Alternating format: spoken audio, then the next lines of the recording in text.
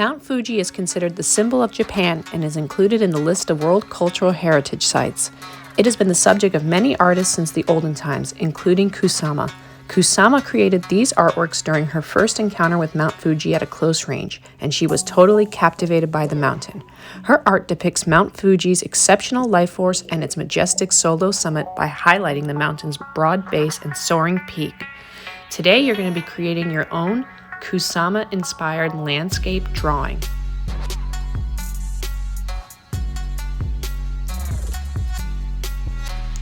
You're going to need a sheet of white paper, any size works, a pencil, markers, crayons. To begin, we're going to sketch out our landscape. Our landscape has a foreground, a middle ground, and a background. Mount Fuji will be in the center. On the side, you will place trees. And at the top, I'm going to create some trees hanging from the sky, just like Kusama did. Some clouds. And then in the foreground, I'm going to think about adding a path and maybe some houses that go along the path. Your landscape can be however you want, but see if you can get Mount Fuji right in the center large. Once your drawing is done, you'll need markers.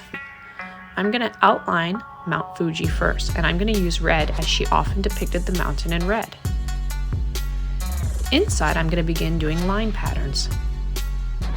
She was known for the queen of polka dots, but she also did a lot of repetition of other lines. I'm going to zoom in to show you the design I'm making.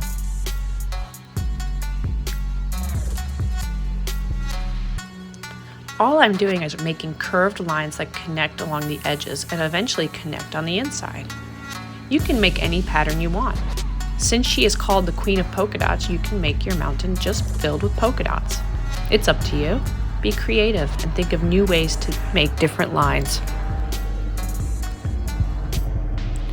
On the top of Mount Fuji, I'm going to add her polka dots.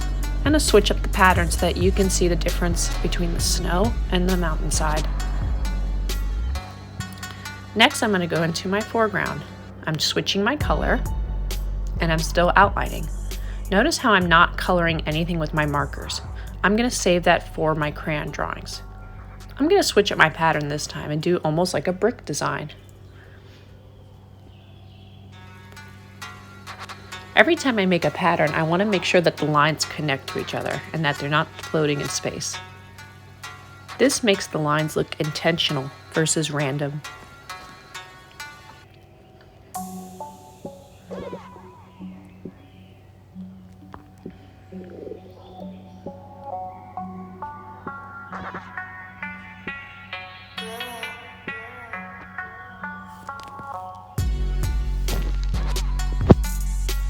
Next, I'm going to use black to outline my trees and other details, such as my houses. Think about different ways you can make patterns using lines or shapes.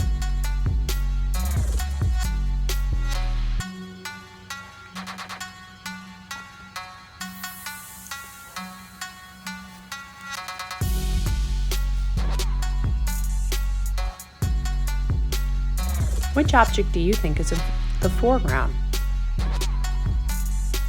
Which object is in the background? Mount Fuji stands tall in the foreground. In the background is our sky and clouds. The middle ground is our trees. I'm leaving nothing unoutlined with markers.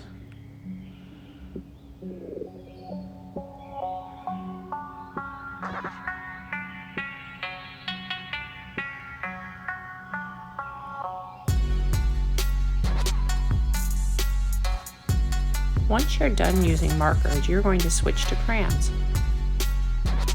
Think about your background, the area behind Mount Fuji. I'm using longer lines so that the eyes stretch across the picture, but I don't want to make anything too distracting as you will not look at the mountain.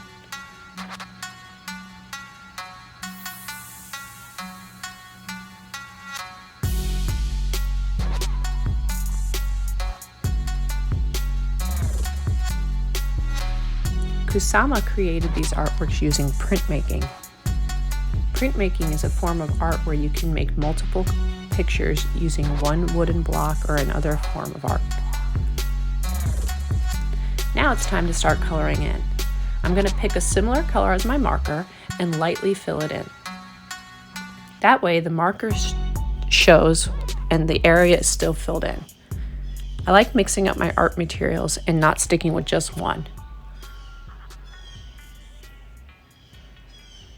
Think about picking colors that match each other. So I'm picking green for the ground because I outlined and did my pattern using a green marker. I know that mountains are not red, but Kusama loved playing with color. So think about how you can switch colors of things to make them look more like her style of art. It's a great way for us to see things differently.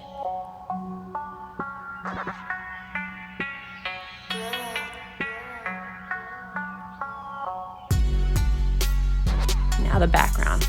I'm going to fast forward so you see what it looks like when it's done. I picked yellow so that it would stand out from the mountain.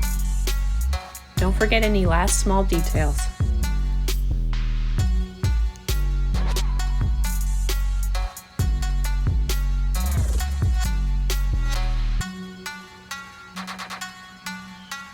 Not every color has to match your marker. I picked blue for the trees because black would have been too dark.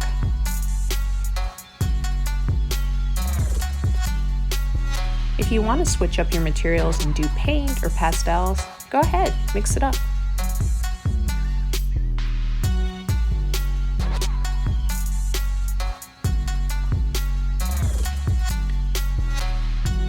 When you're finished,